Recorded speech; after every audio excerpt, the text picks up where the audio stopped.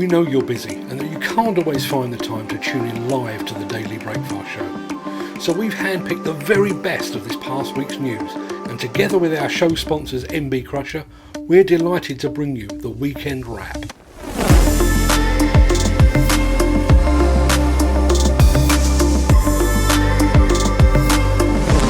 In this week's episode, 2 plant trainers are jailed over a card scheme fraud. Case previews a new electric mini excavator, and a widow's anguish on the 6th anniversary of UK Demolition's darkest day. All that and more on the Weekend Wrap.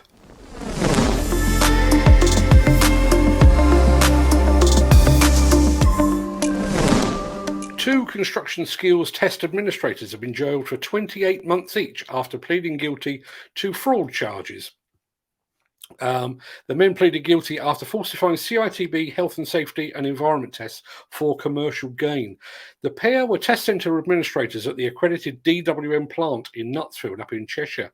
During a counter-fraud probe, CITB investigators uncovered a large-scale criminal operation involving mostly foreign nationals being assisted on their CITB safety test. Some candidates were travelling long distances and taking their tests in only 5 minutes by means of assistance via a remote mouse. Some of these people were found to be unable to understand any instruction in English. The court heard the pair had profited to the tune of £37,700. The case was reported to Cheshire Police, who proceeded with a criminal investigation into the conduct of Callum Ingram and Stephen McWork. Ingram and McWork were charged with the offences and scheduled to face trial in June 2022, but the pair pleaded guilty to the charges in December last year and were sentenced at Chester Crown Court late last week. Summing up the case, Recorder Taylor acknowledged the fraud had exposed potentially large numbers of people in the industry and members of the public to risk of serious harm by providing a means for unqualified people to work on building sites when they had no idea of health and safety requirements. I think we'll come back to that one at the end of the show, so please stick around for that.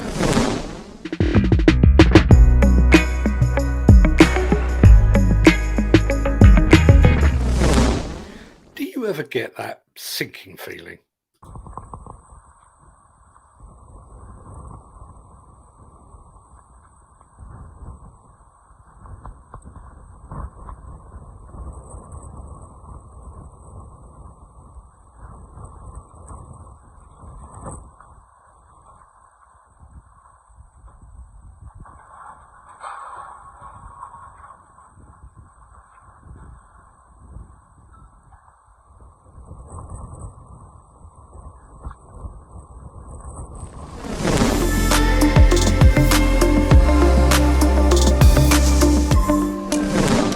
The handling, processing and recycling of scrap places very specific demands upon equipment and on those that supply that equipment.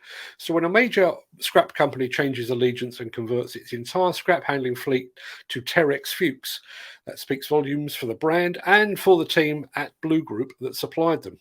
Take a look at this.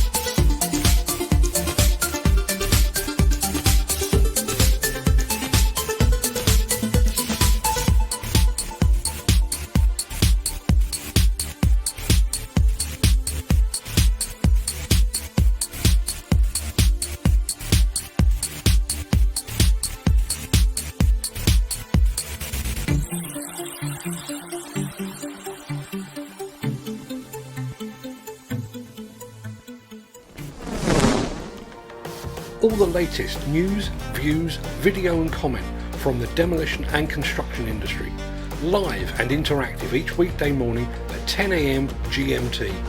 Tune in, take part on the Breakfast Show, live.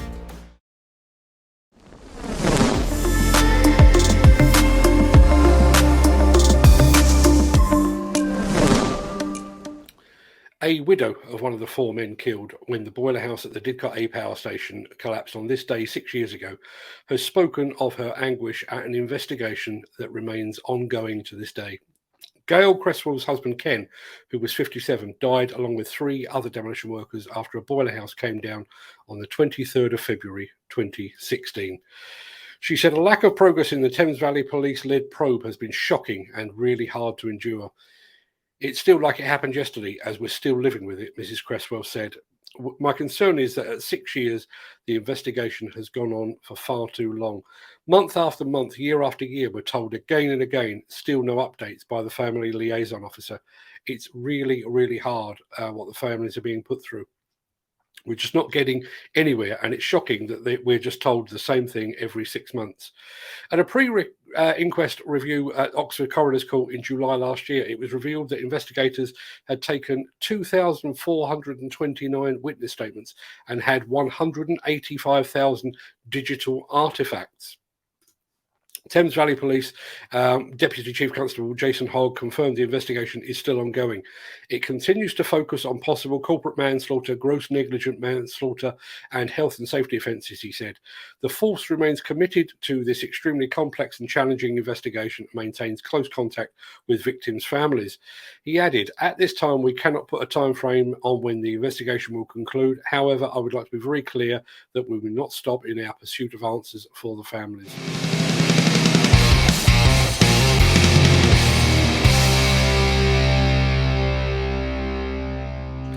The exhaust stacks at the former James River Power Station in Springfield, Missouri were destroyed this weekend in an explosive demolition event. According to local news reports, St. Louis-based Spiritas Wrecking used around 300 pounds of explosives to drop the 4 stacks. Let's take a look.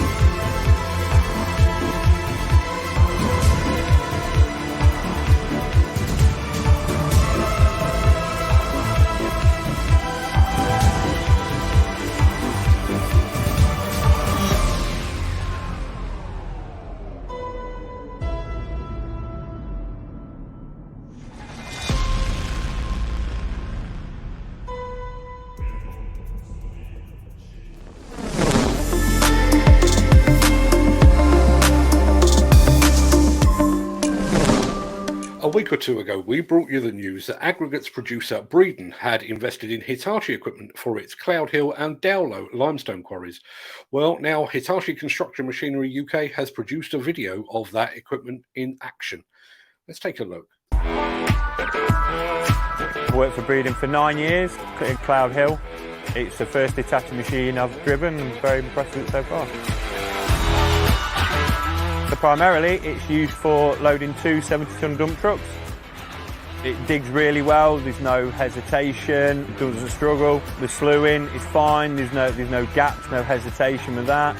When you're working the levers, the boom and the rams and the bucket are moving without skips or hesitation. Inside the cab's lovely and quiet, there's a good all-round vision. The cameras, obviously, were one on each corner of the machine, so I can see that obviously the material behind me is not going to fall.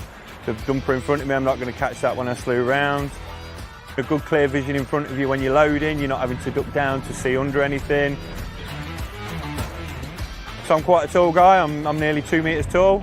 Plenty of leg room, plenty of arm room. The seat, lovely and comfortable. The controls are exactly where I want them to be, where I need them, without having to scrunch up or to stretch out. Everything's perfectly as I want it. So on a daily basis, we check the engine oil, the hydraulic oil, the coolant, It's all good access, everything's clear, the sight glasses are good sight glasses where you can see clearly on them, good all-round walkways where you're not having to climb up anything or climb down anything, good firm grip so that on your feet so that there's no slipping on any plates or anything. Yeah, really good.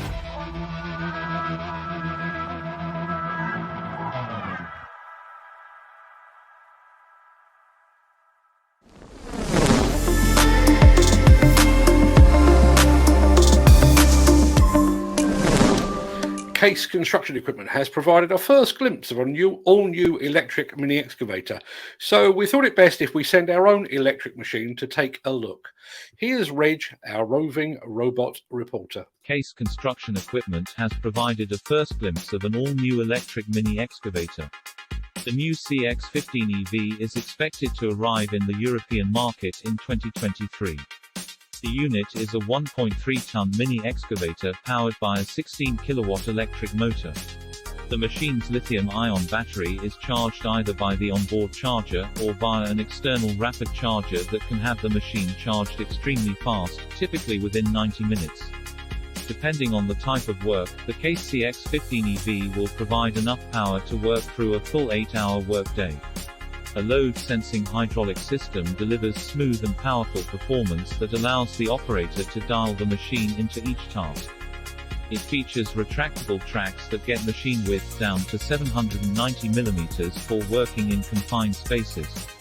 It can also work very close to structures and obstacles with a minimum swing radius design. I have to say, Reg did get a little bit aroused when checking out that all-new Case machine. In fact, we've given him the rest of the day off to reboot and to recover.